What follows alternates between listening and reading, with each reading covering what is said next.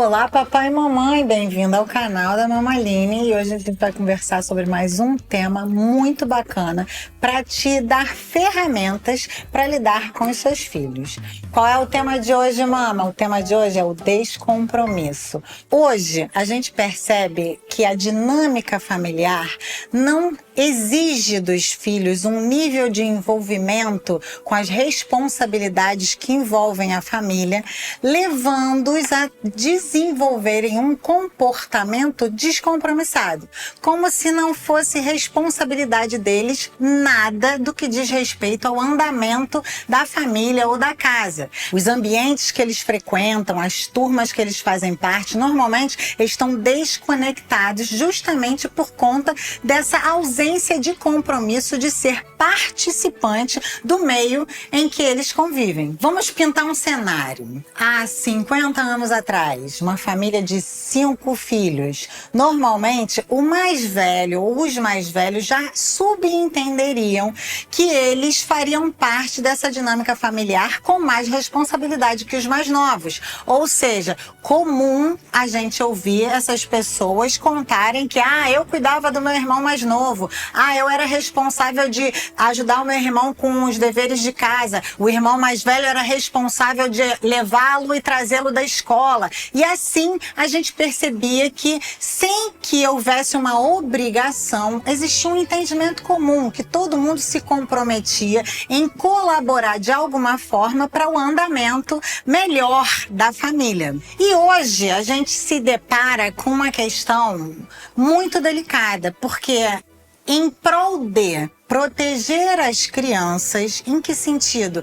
Evitar que elas assumam responsabilidades que não são delas, né? Expor a criança a ter que fazer coisas que não são de criança. Dentro desses argumentos, foi se criando um nível de proteção que evitou que as pessoas se envolvessem com os ambientes em que fazem parte, validando um tipo de comportamento descompromissado. Ou seja, eu posso até ver meu irmão se descabelando do meu lado, não é problema meu, problema do meu pai e da minha mãe. Eu não sou pai e mãe.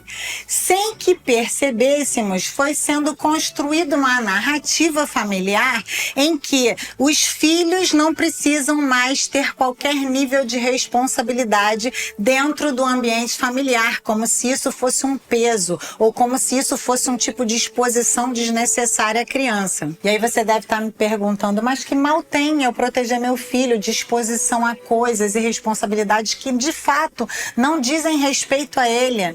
A questão não é a proteção, a questão é o que essa proteção vai ocasionar no futuro do seu filho. Porque essa geração que é protegida de se envolver, de ser empática, de perceber uma necessidade no lar e se prontificar em ser um ajudador, essa geração é a geração que vai ser egoísta, é a geração que vai ser egocêntrica, é a geração que não vai ter compaixão do próximo, porque ela é dirigida pelas suas necessidades. Em momento algum, dentro do seu ambiente familiar, ela foi despertada para a possibilidade dela fazer diferença naquele ambiente. E aí você vai se deparar com um cenário muito comum hoje em dia.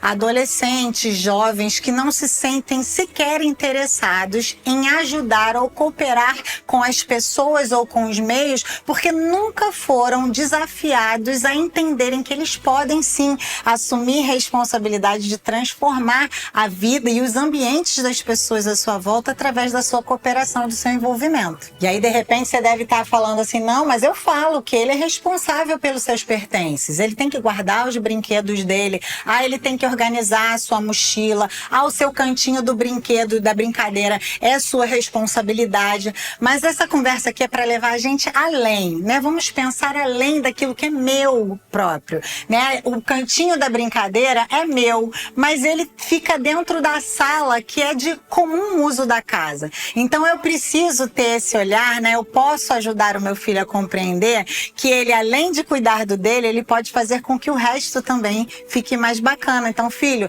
ajuda a mamãe a botar a almofada no sofá, porque quando o papai chegar ou quando uma visita chegar, tá arrumadinho. Não é só o cantinho dele, é o ambiente que ele faz parte, que ele usufrui e que também pode ser responsável. Então você que de repente está ouvindo esse programa e pensando, caramba, não desenvolvi isso no meu filho, não sei como fazer, né? Como eu posso evitar que meu filho seja individualista, que meu filho seja um egoísta, né? Que meu filho seja um egocêntrico.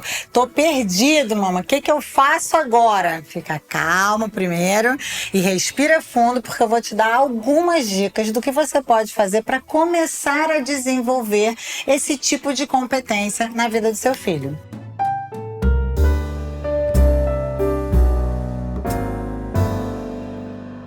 Primeira dica é ensine ao seu filho a importância dele se envolver além das suas próprias responsabilidades.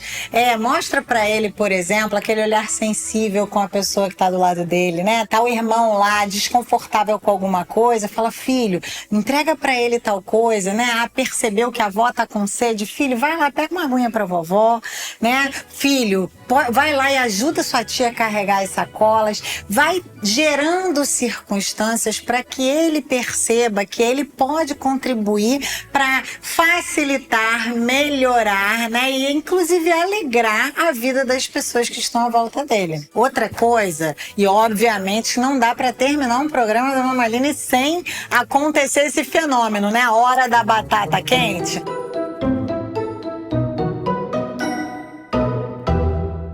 Seja você o primeiro e o maior exemplo de generosidade na vida do seu filho. Seja você essa pessoa que atravessa a vida prestando atenção no próximo e pensando em o que você pode fazer para contribuir para que a vida da outra pessoa seja melhor. Porque através do seu exemplo, o seu filho vai construir esse valor, né? Vai se tornar dele, vai ser algo comum para ele. Afinal de contas, ele cresceu vendo aquilo acontecer, né? Generosidade se aprende, empatia se aprende, vontade de servir e fazer o bem se aprende. Então eu espero que você, papai e mamãe, com esse programa, termine esse programa com um incentivo de se tornar uma pessoa melhor para formar um filho melhor. É isso. Até semana que vem.